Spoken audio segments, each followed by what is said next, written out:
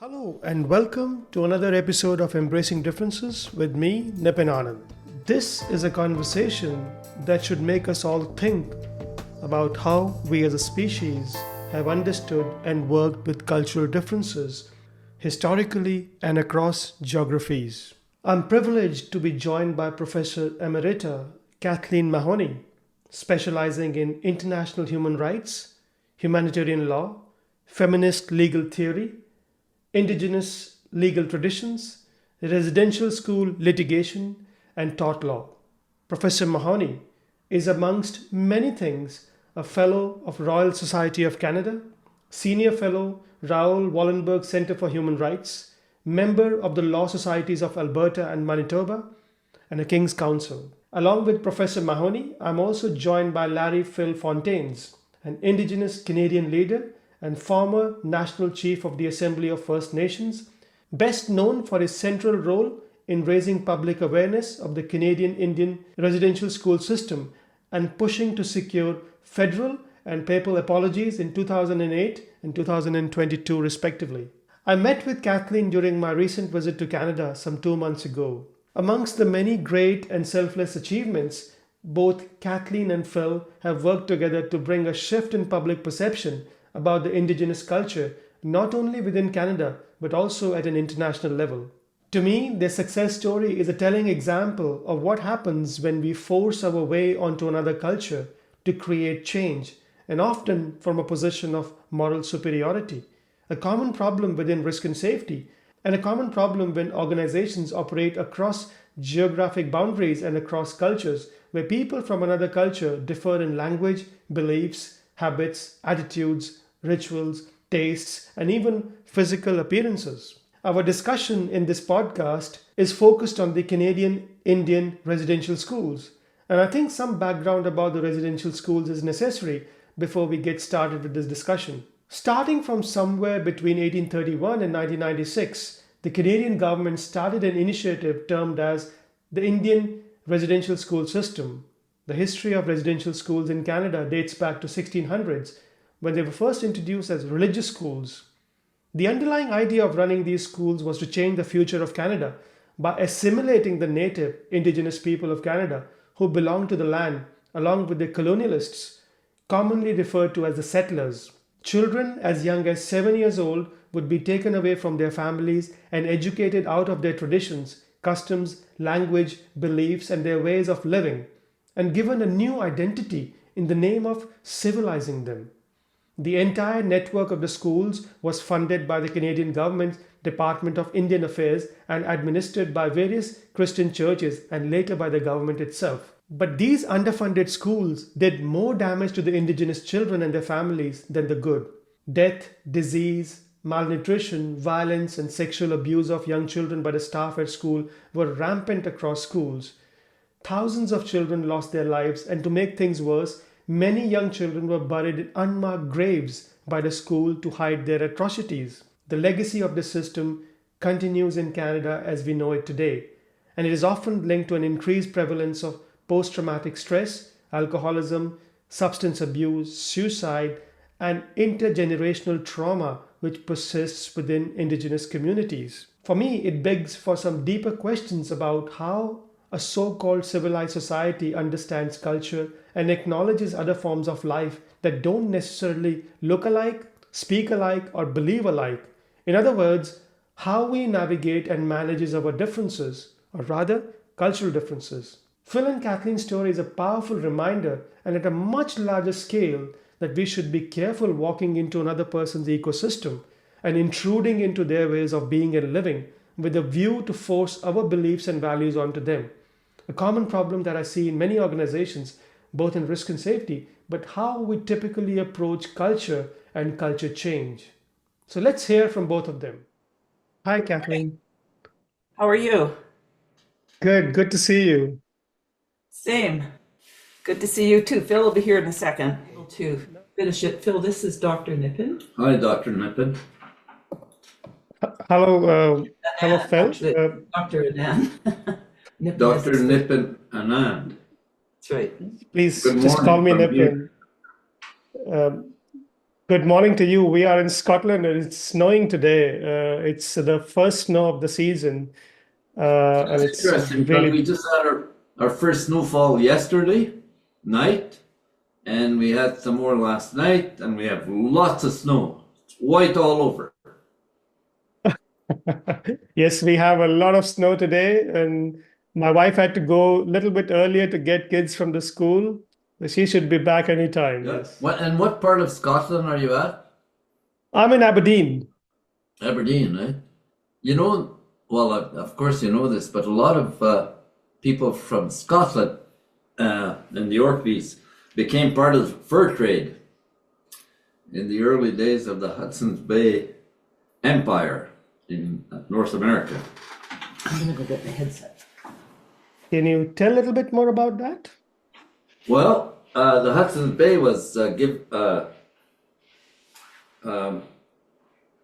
into this royal proclamation in 1670, Kathleen, or 72, where they were afforded all of, or not all, but most of North America as their domain, and they were free to carry out the fur trade, and many of the people that worked for the Hudson's Bay Company were from Scotland, the Orkney Islands, and yeah, it was a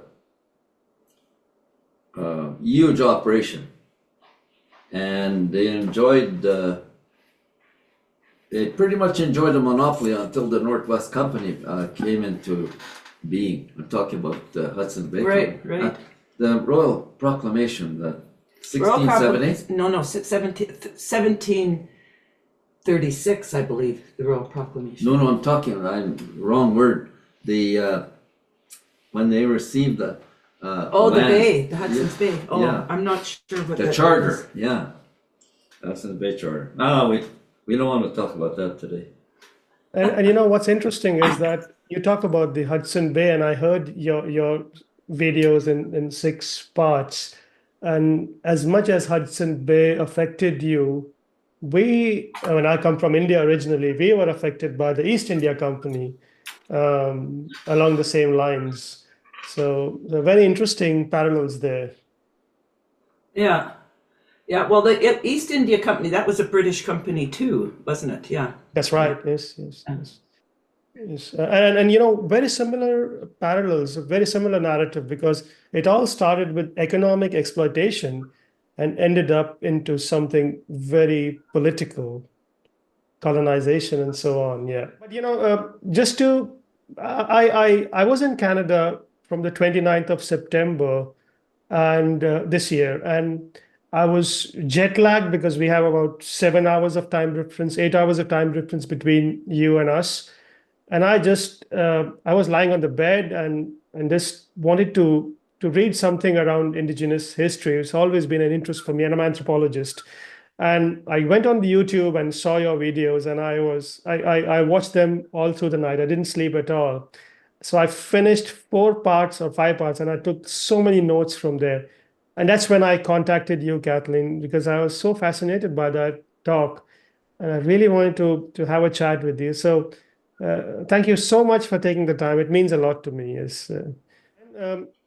Um, I don't know where to even begin, but it'd be so wonderful just if you started off with a light introduction about yourself, and then we can talk about whatever you think might be an appropriate topic to discuss.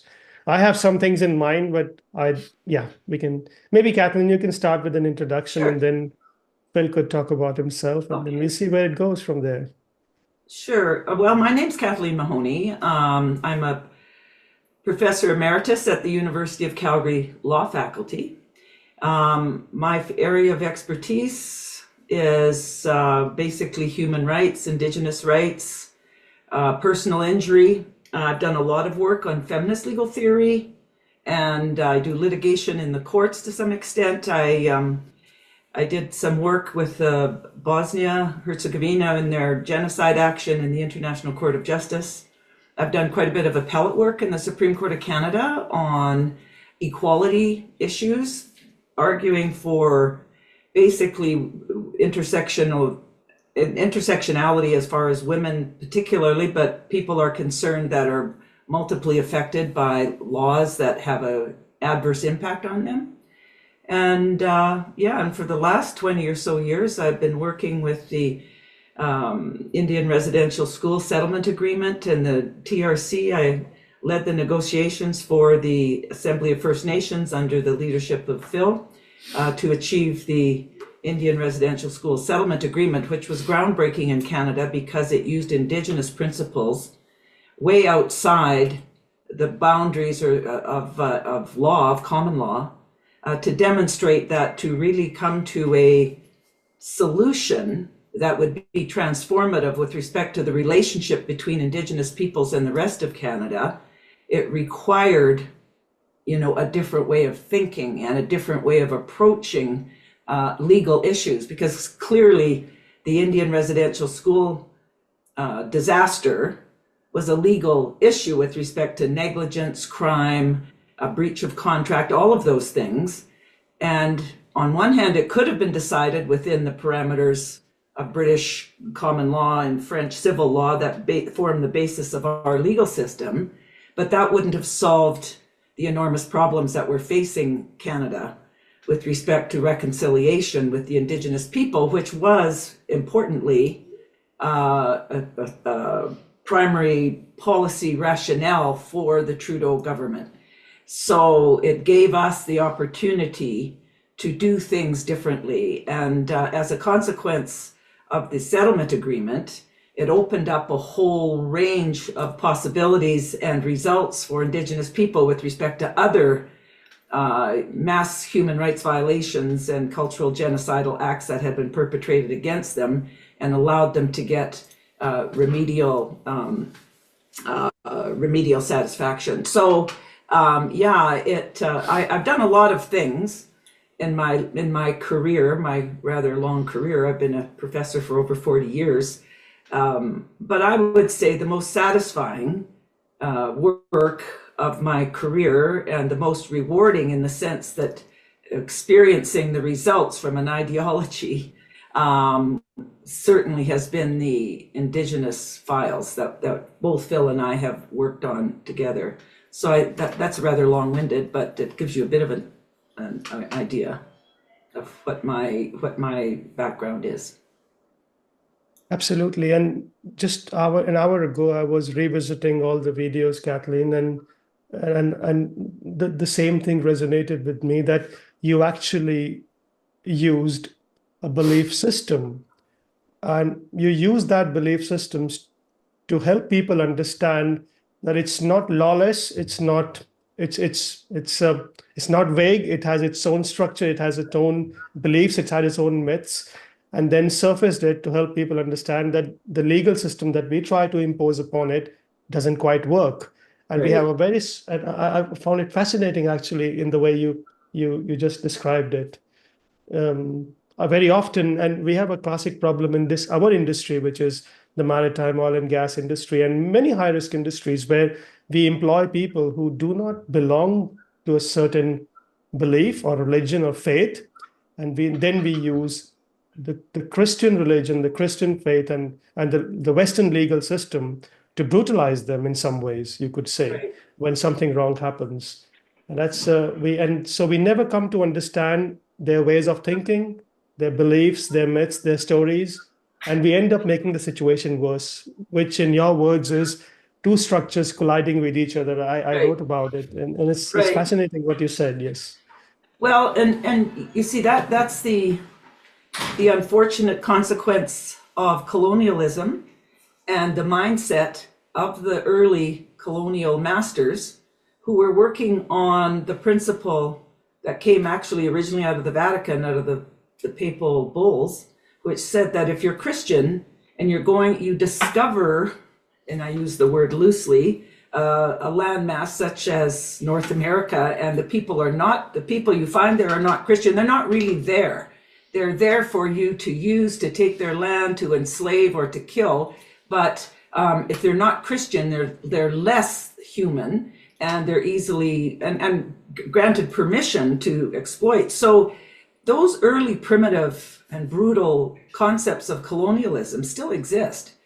Because Absolutely. just as we've just said, I mean, the fact of the matter is that no society can exist without laws, and otherwise they don't sustain themselves. And so the fact that Indigenous populations were sustained here in North America for thousands of years prior to colonization, that fact in and of itself tells you there was a system of laws.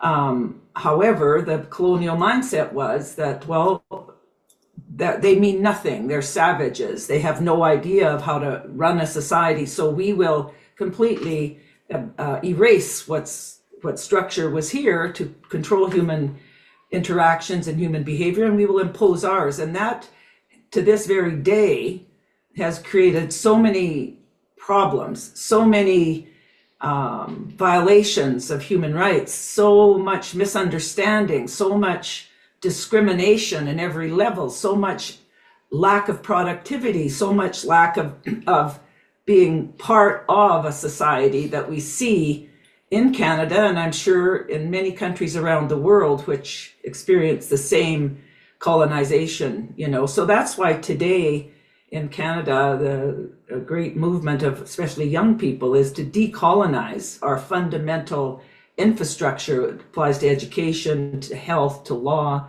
all of those things, so that people can have a fair chance of experiencing and sharing in the society and what it has to offer. So our little contribution in the Indian residential school settlement opened that window of you might say, shed some light on what could be accomplished, right, with some understanding and helpful allies on the other side of the table that were prepared to, well, maybe I'm being a bit generous here. We had massive leverage to accomplish this, but to demonstrate that, you know, this could result in something positive for the country. And indeed, I think it was. And it was Phil who said, we're not going to do this unless it's transformative. It has to change things. It just can't be same as usual once we're finished this process.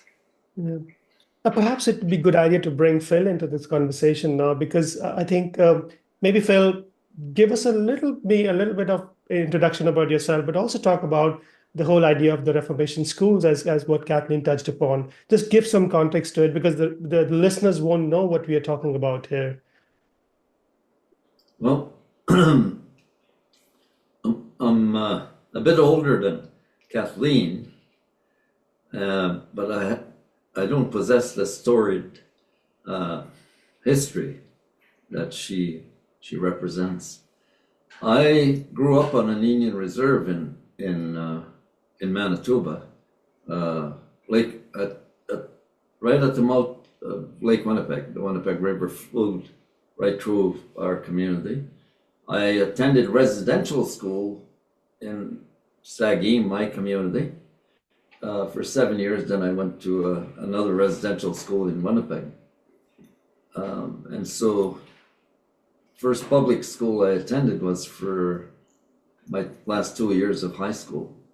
So most of my early life was focused on Sageen, the community I'm from, even though the residential school there didn't really allow I and my siblings and all of the other people that attended that residential school, run by the Oblate Fathers and managed by the Oblate nuns.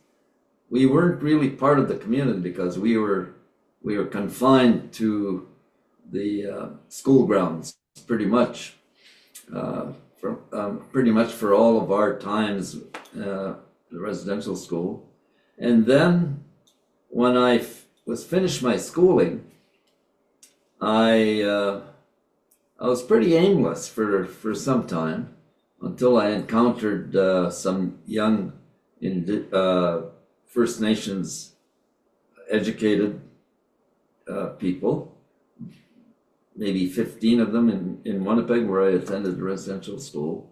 Then I joined a social activist group of young people financed by the federal government called the Company of Young Canadians. And that began then my career in First Nations politics, both at the community level and beyond. And so much of my life has been in First Nations politics, representing First Nations interest at the local level, meaning the community level, First Nation communities, at the provincial level, and then nationally. When I was National Chief for the Assembly of First Nations for 9 years, I'd also served 9 years with the Assembly of Manitoba Chiefs. So politics became a large part of my life. And in the early days, I didn't know or quite understand where all of this was going to lead to, other than I was not satisfied. Indeed, I was quite unhappy with the way things were with government and our communities. I knew very well, as did many of my contemporaries, that the government had far too much control over our lives. And so the determination was to get rid of the government, to get the government off our backs, and to enable ourselves to exercise greater control and greater autonomy over the lives of our people and our communities. And during the course of that long journey, I call it a long journey because it wasn't easy, the issue of residential schools, the residential school experience, loomed large in this discourse, this narrative that we had introduced to Canada. And I was determined to bring this experience that was unknown in Canada. It was a very dark chapter, but unknown to most Canadians. I was determined to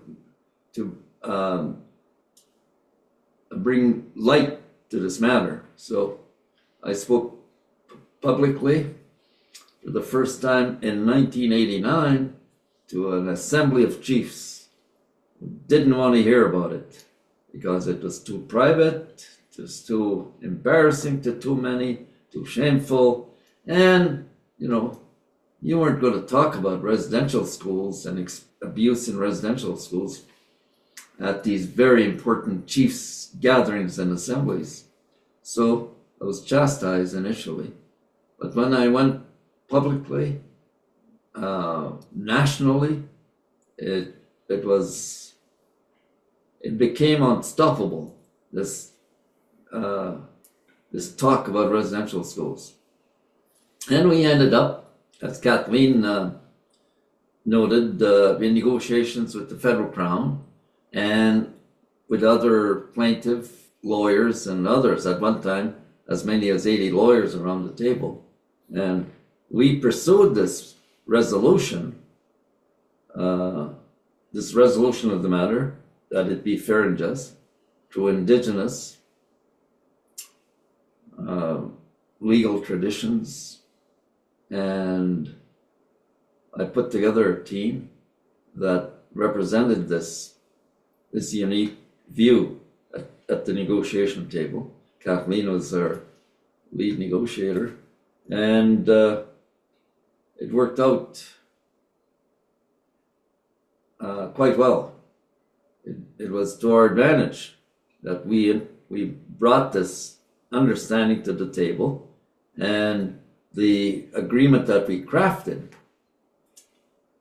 opened the door to so many subsequent actions on the part of different quarters of our community, whether it had to do with non-residential school students, day schools, day scholars, child welfare, missing and murdered Indigenous women, a whole number of very important actions that began because of the work that we've done.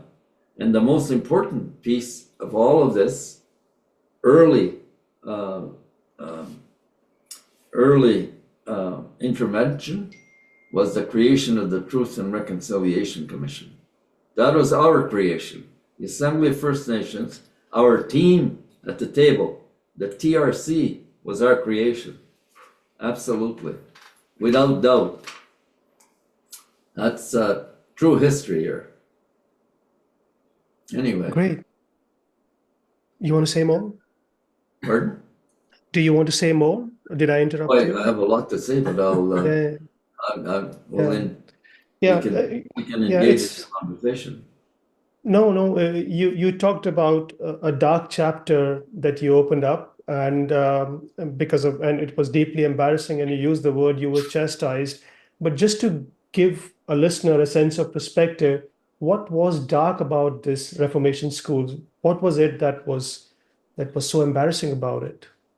Well, residential schools and what preceded residential schools, industrial schools, that existed for over 100 years, and approximately 150,000 children, First Nations children, attended these schools that were largely operated and managed by different denominational groups, the most prominent being the Roman Catholic church entities. I'm not talking about one monolith here. These were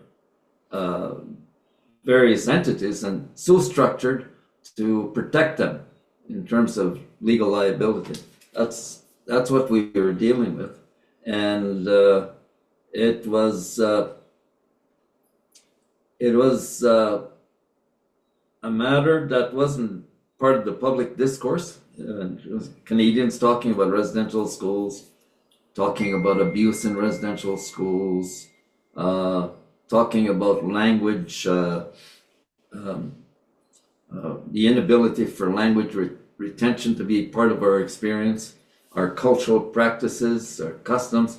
All of that were casted aside in these schools, right? And we were there to be Christianized and to be assimilated, meaning forget about your language, forget about your culture, and we will keep you in these places, and we will ensure that you don't spend a lot of time at home, because if you do, you will become just like you were before you entered the school. And Kathleen can speak to what one famous Canadian leader said about that experience. And so these schools were situated in every part of the country. And as I said, the largest percentage of these schools were run by the Catholic church entities, most by oblate fathers and sisters.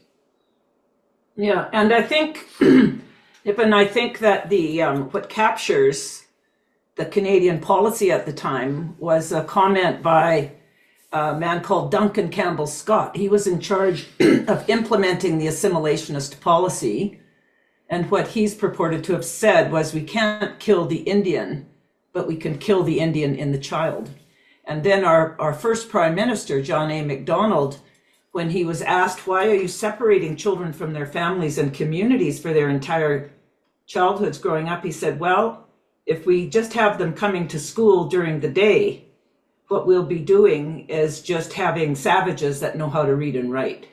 So the objective clearly was to change the identity of the children so that they didn't fit into their communities, and many didn't even really fit into their families again after 11 or 12 years of not being home. Some children traveled from vast distances to attend these schools, or were taken, and never went back. So when they did finally go back to their communities, they couldn't speak their languages, they had a different cultural outlook on life, and so on. You became a stranger in your own family, and a little different for me, because I had older siblings that had all attended this one residential school that I was at for 7 years.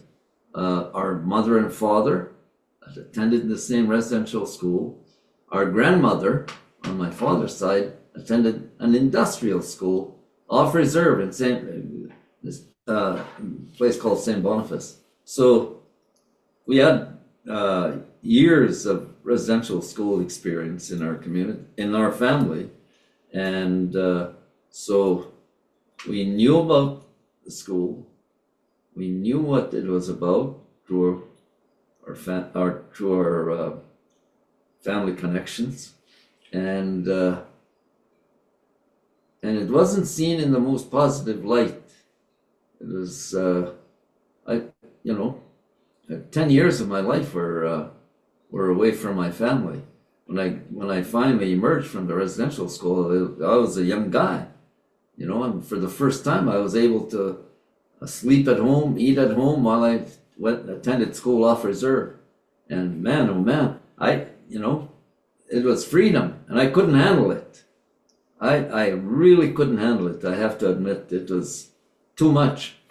The cultural shock was an enormous challenge.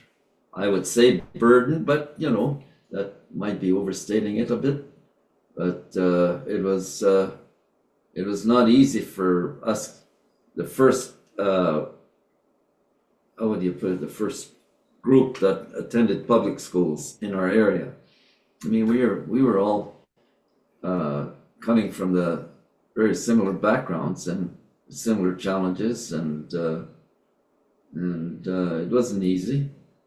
And in the residential schools I attended, the two of them, plus the public school, they were brilliant students. They're brilliant kids, boys and girls, and they didn't have a chance. They didn't have a chance to emerge as very accomplished men and women as they grew into adulthood. They just fell by the wayside.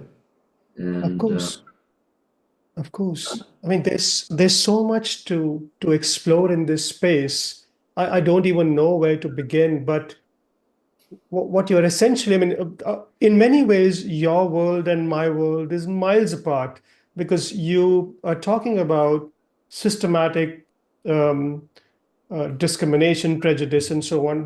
My world is more around accidents and safety and risk and so on. But still, there are so many parallels here as we start to go a little bit deeper, because as I hear both of you, one of the common themes that emerges from what you've been talking about is the myth of salvation, is that, my God, I'm here to save your life. So I arrive at your shores.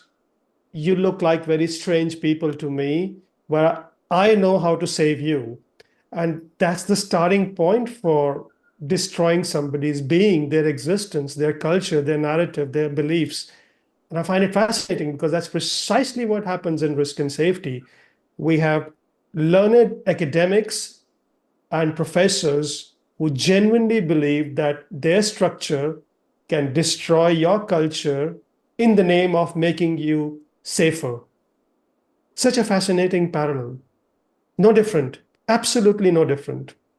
So the thing is that much of risk and safety is a Western narrative.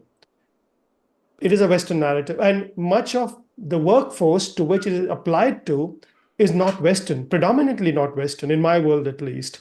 So I'll give you an example. I was investigating a Middle Eastern worker a few weeks ago who had fallen off a forklift truck. And as part of the investigation, the question I was trying to ask was, so you've had this accident, you've had a broken leg. What have you learned from this accident? And his response was, what is there to learn? It's God's will. And now you're trying to put a structure to it. You're trying to convince this person that there's a cause to this accident, and if you follow this process, thou shalt be saved. And every accident investigation misses the point. Every event misses the point that you are into somebody else's belief system here. And you need to understand their belief first before you impose yours onto them. And, so we have all sort of very fancy laboratory-based safety concepts, but they have very little application in the risk and safety world, because they come from the myth of moral superiority, that I'm here to save your life. I don't know what your thoughts are about it.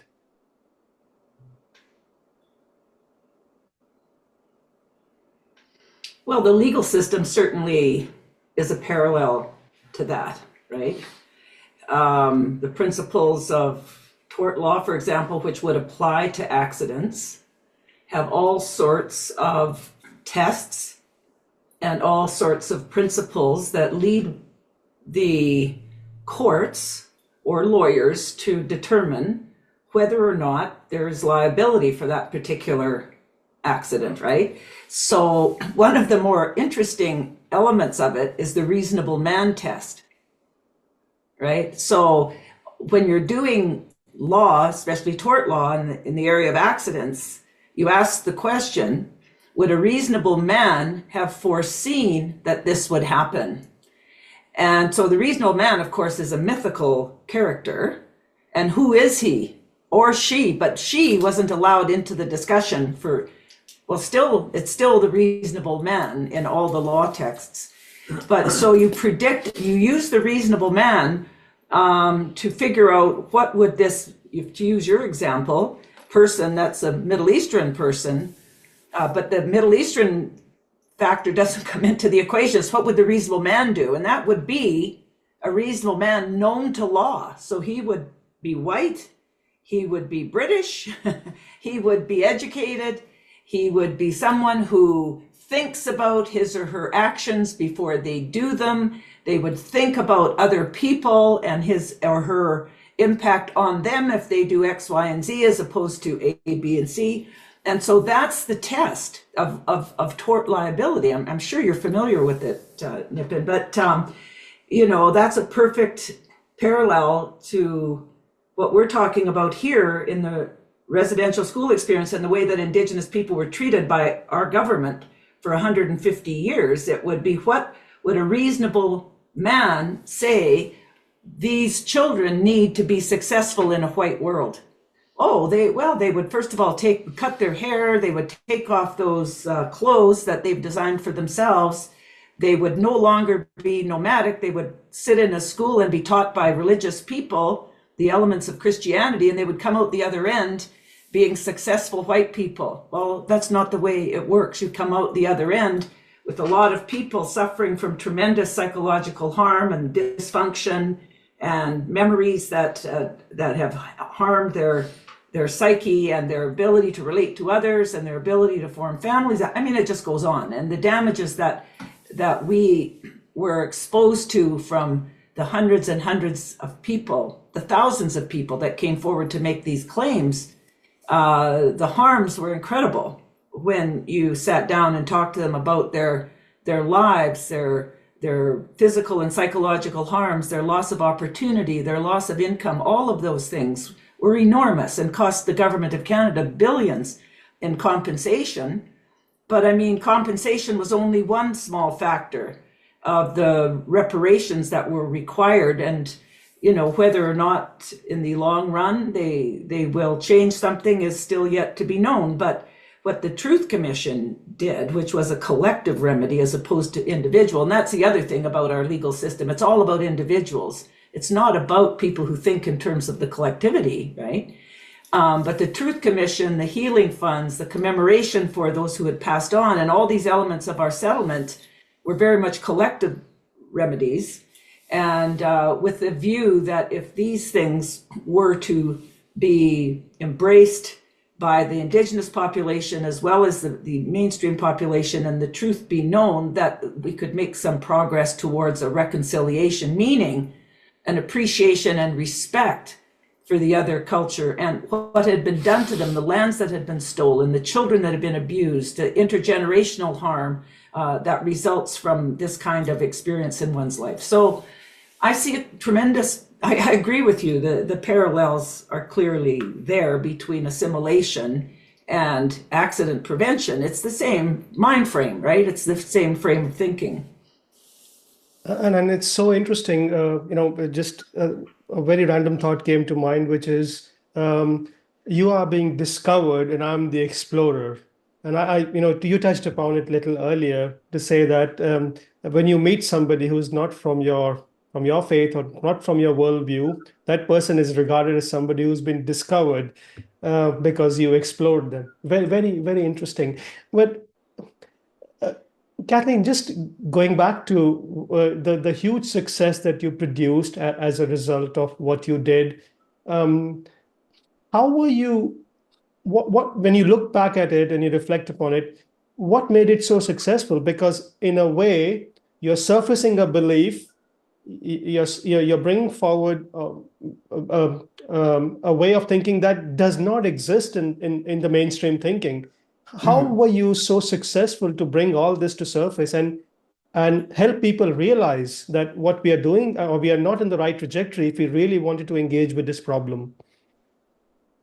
Well, Phil can talk about this too much more knowledgeably than myself, but from a legal perspective, I'm a lawyer.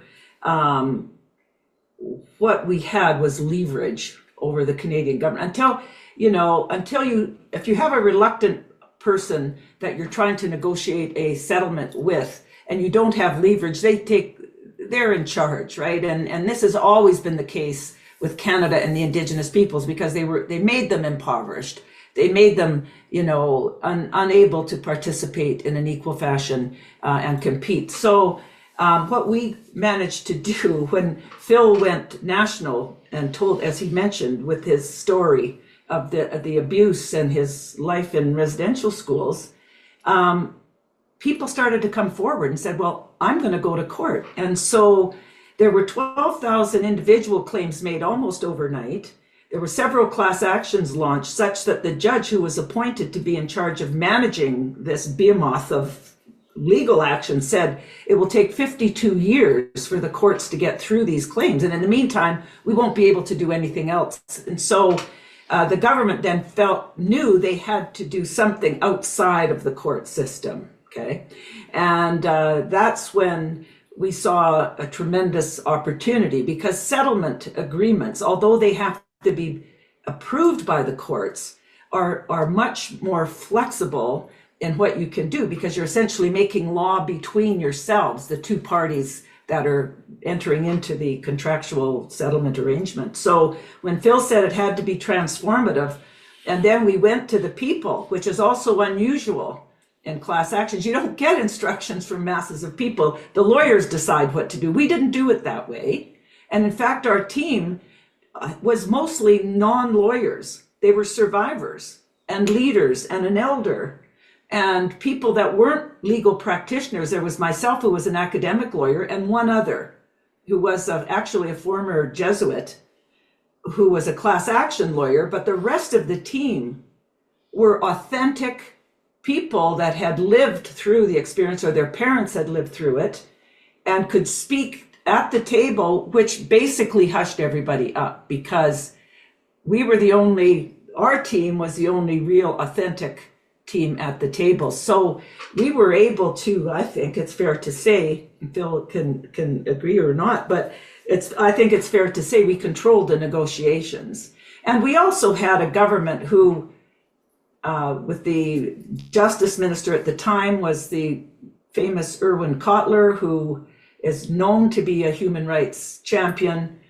We also had allies. Phil had allies over many, many years in politics within the government and the bureaucracy.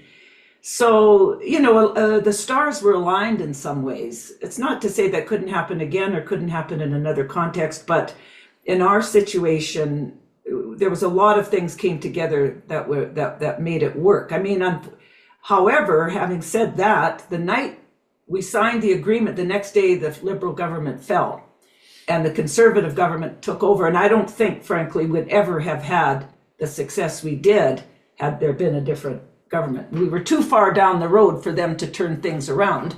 And so they had to follow through. So it was leverage. It was a lifetime of experience on the part of our team, and especially Phil, our leader.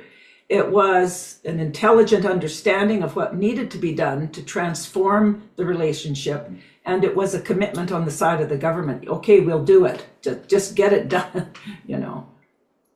Yeah, So and that I was can't great. agree more because when I heard Phil talking, and it was very emotional, the authenticity of the story, and you use the word authentic quite a few times. Phil, if you look back at your story, what was so what do you think was so transformative about it from your point of view that so many people came and found resonance with your life story? I think the most compelling part of my story, my narrative, was that I appeared to be this powerful person, and I wouldn't go as far to say indestructible, but a person that had emerged from all of the transgressions on the part of government and church officials and the dysfunction in our communities that was largely the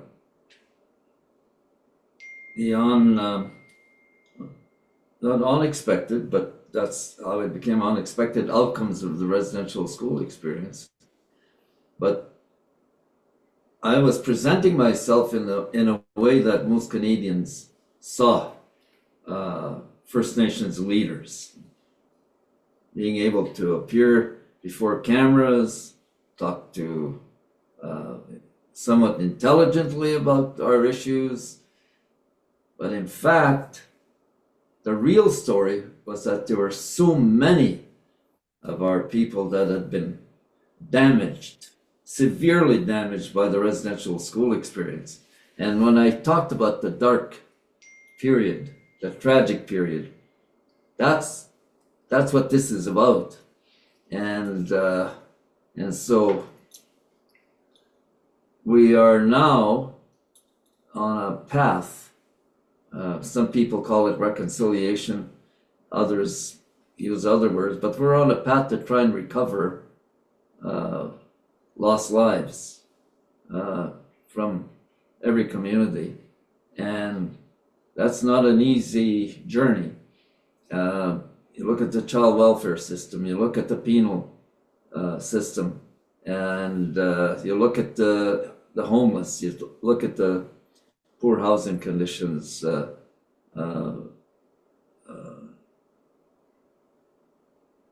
safe drinking water that's absent from most of our communities. That you put that all together, and the anchor to all of this was the desire on the part of governments and private interests to take over First Nations lands, because our lands were extremely valuable. We had minerals, we had timber, we had farmland, and so how do they get that? Well, you make them more sedentary. We ensure that our people are no longer nomadic, and the vehicle to do that was residential schools. The most effective tool to do that was to place our communities in residential schools. So they succeeded, governments and the churches succeeded in keeping us in one spot over years.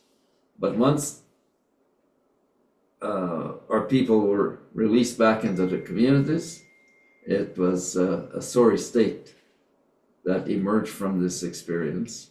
And we are still dealing with it this day.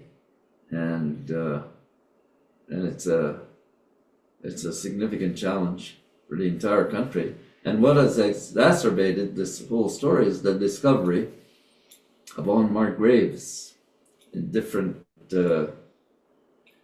sites where residential schools operated. And there have been various numbers attached to this notion of discovery. 4,000, 6,000, 8,000. I don't think we should quibble about the number. The big thing there is that there are unmarked graves of children that died in residential schools, boarding schools, same thing, or industrial schools. For one of those schools that my grandmother attended, I have a record of every student that attended. The death of a number of them, what they died from, who their parents were, where they were from. So they lie in unmarked graves, not as the result of a deliberate action on the part of the church. They were poor people, they were school children, so they didn't have monuments. My great-grandfather is buried in the same cemetery as a number of these First Nation children were buried. His is an unmarked grave. I don't know where he's buried in St. Boniface. And so we're now trying to write the new chapter, the brighter chapter. And we're not doing it alone. We have a lot of Canadians helping us write this story. Kathleen and her colleagues like her are central to this very important process. You talk about narrative, you talk about writing. It's a new and different chapter is going to emerge from all of this, and it'll be the truth of the matter. And beyond the truth, there will be a reconciliation, if so desired by the people that are writing, or people that are the subject of the sequence of putting down our stories. Not everyone believes in reconciliation. There's just so much anger that's carried by so many, so much distrust, so much or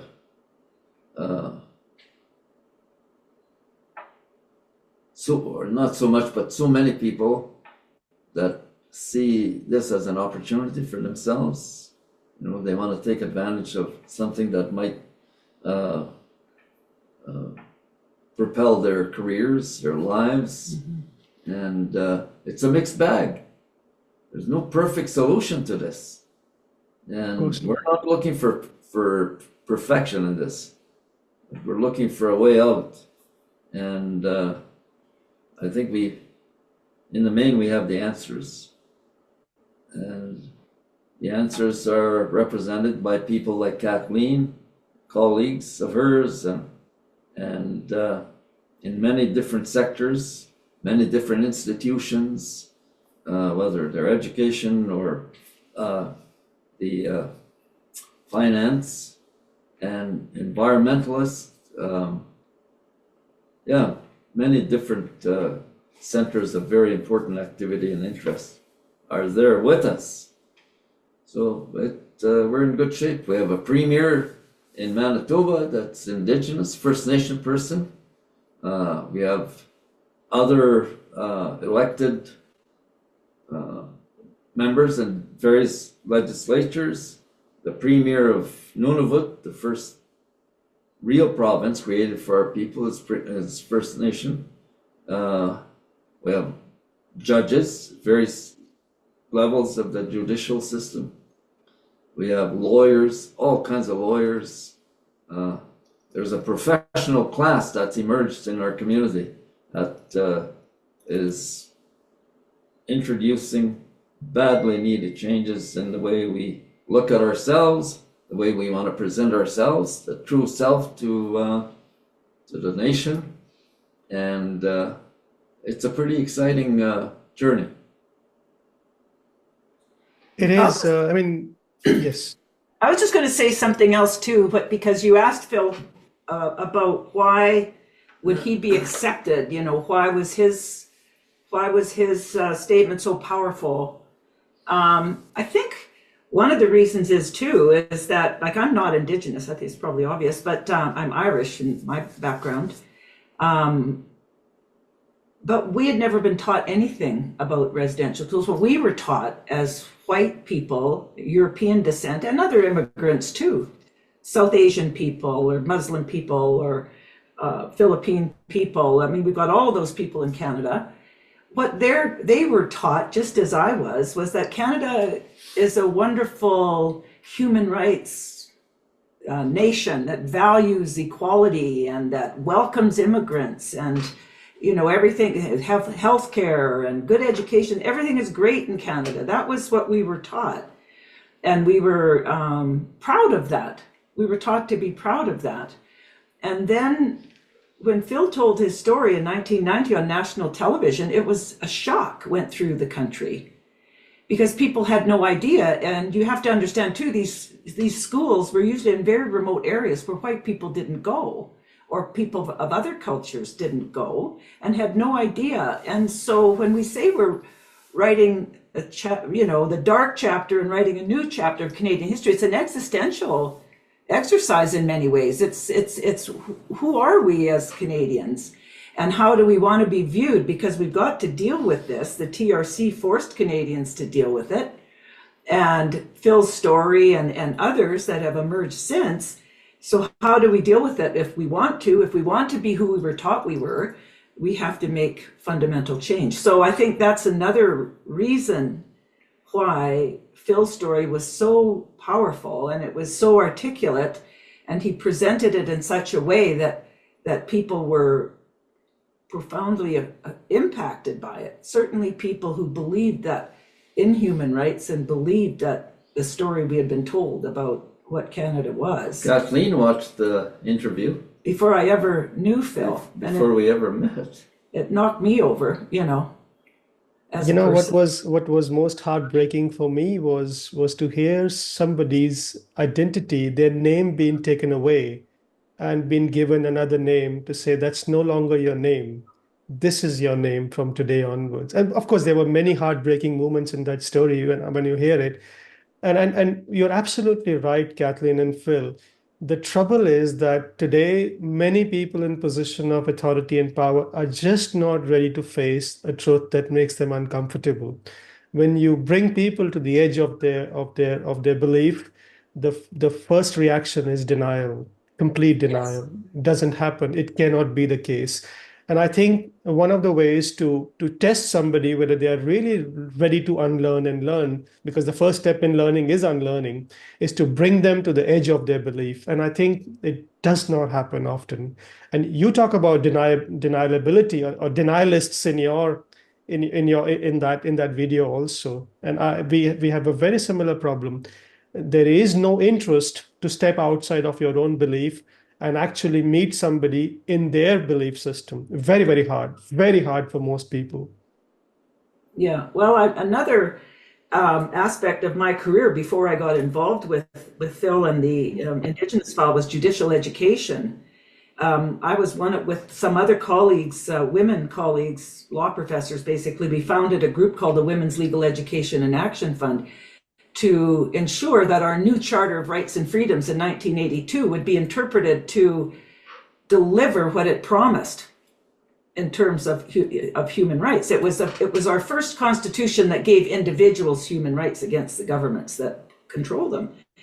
And so we realized that, well, look, if it's the same old approach with a new instrument, i.e. the Charter of Rights and Freedoms, we'll get the same results. And so we started a movement, actually. It was very controversial at the time. But when we looked at judges' decision-making, when it came to things involving women, whether it was sexual harassment, sexual assault, support upon divorce, whether it was workplace discrimination, women never seemed to be able to make an impact within the legal culture.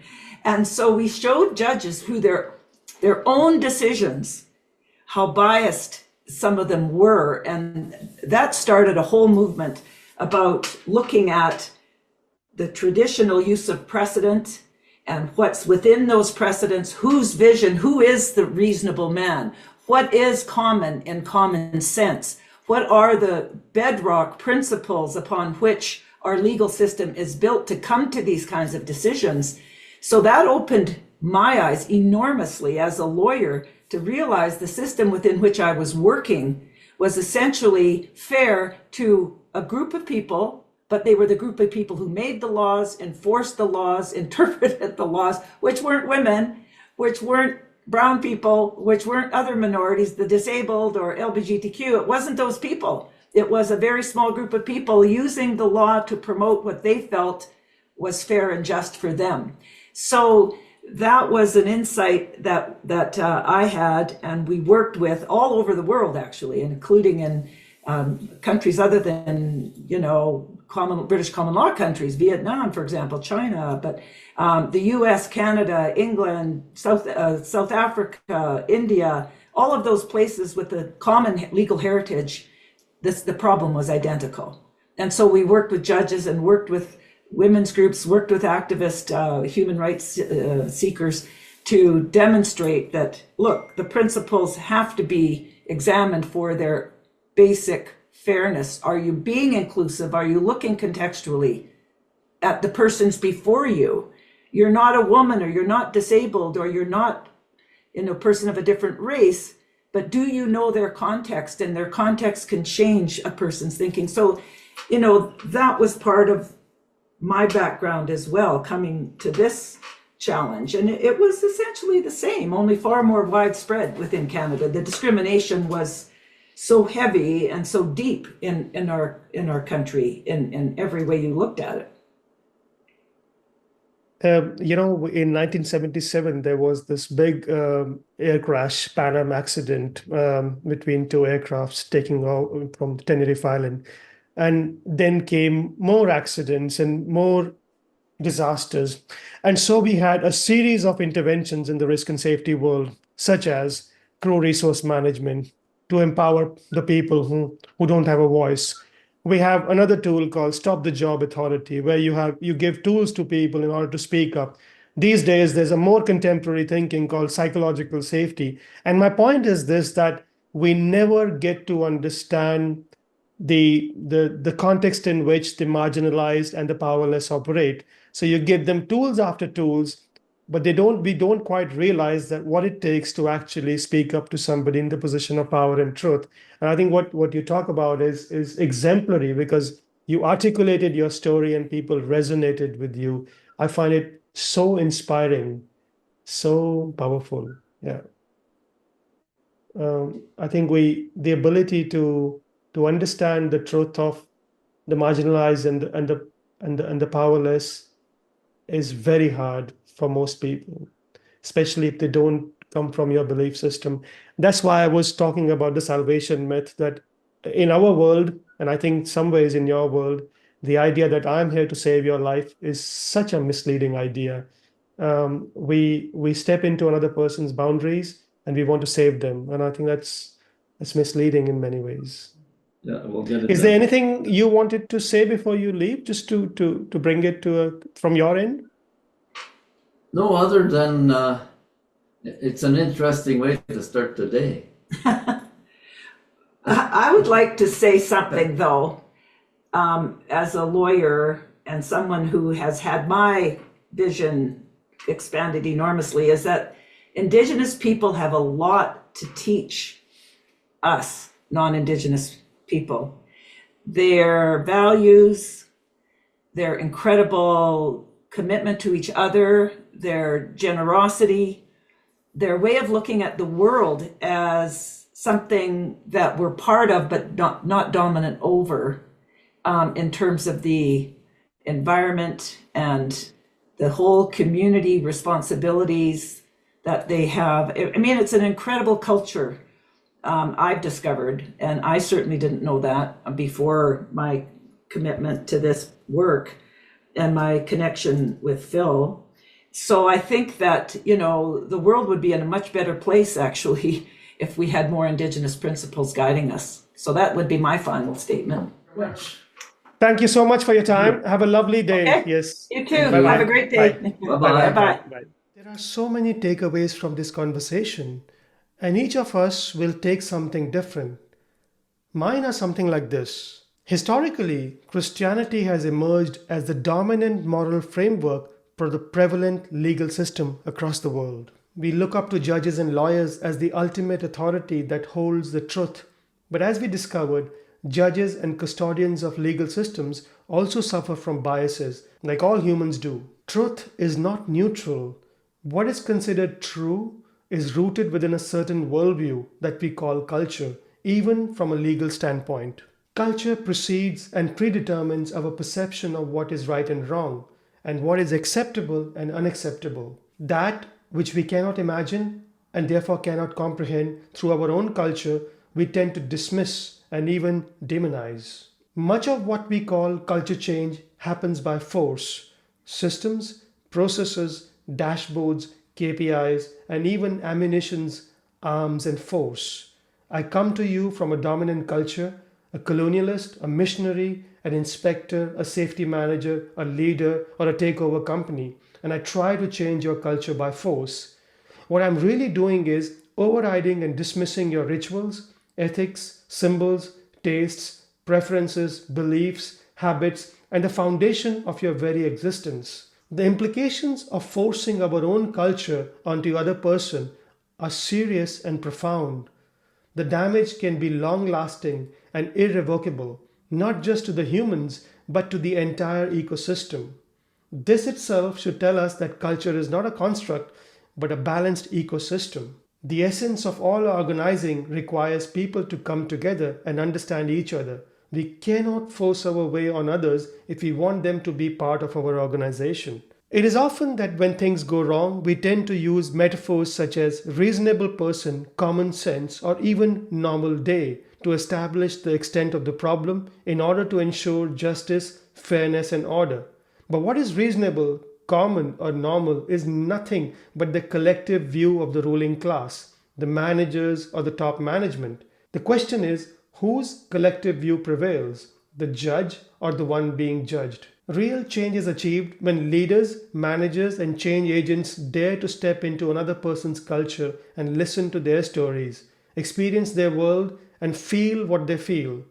Empathy is the key to cultural intelligence and culture change. The single most powerful way to influence culture is the human ability to share stories. It's through a heart-to-heart connection that we create a change that can sustain. If you want to hear more about the work of Kathleen and Phil, I encourage you to watch their 6-part video series. The link will be included in this podcast. If you are interested to learn about culture and how to create a culture of learning, join us in Aberdeen from the 5th to the 7th of March at our Social Psychology of Risk conference. You can find out more about the conference by visiting our website novellus.solutions. I hope you enjoyed listening to this conversation and it made you think and reflect. If you have, please subscribe to our channel Team Novellus on YouTube. You can also listen to this podcast on Spotify, Podbean, or any of your favorite platforms, although I prefer watching visual stories. Thank you for listening.